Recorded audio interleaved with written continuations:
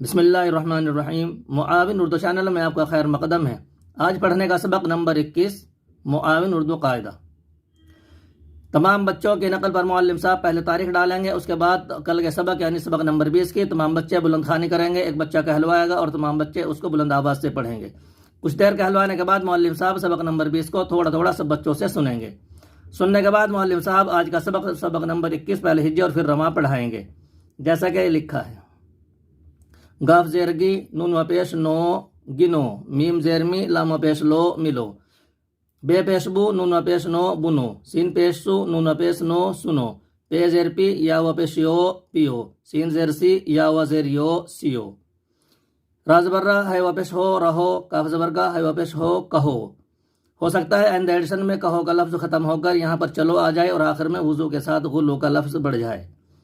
کہو چیز برچا لام و پیش لو چلو، کاف زبر کا رے و پیش رو کرو، میم پیش مو اڑے و پیش ڈو مڑو، وہ پیش وو زوا و پیش زو وضو۔ اس میں وہ معروف ہے، اس کے اوپر علامت کے طور پر پہچان کے لیے وضو وہ پر الٹا پیش بنا دیا گیا ہے، اس کی آواز لمبی اور باریک ہوگی، وضو۔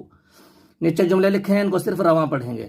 دوا پیو، اس کو سیو، جال بنو، ہم سے ملو، بات تو سنو، ان کو گنو، کل تک رہو، دور تک چلو، اب نہ مڑو، وضو کرو۔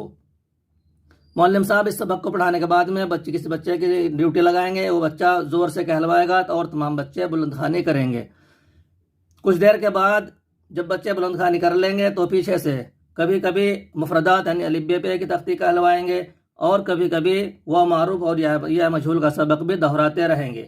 کم سے کم ایک ہفتے میں 1-2 بار اس عمل کو کریں گے۔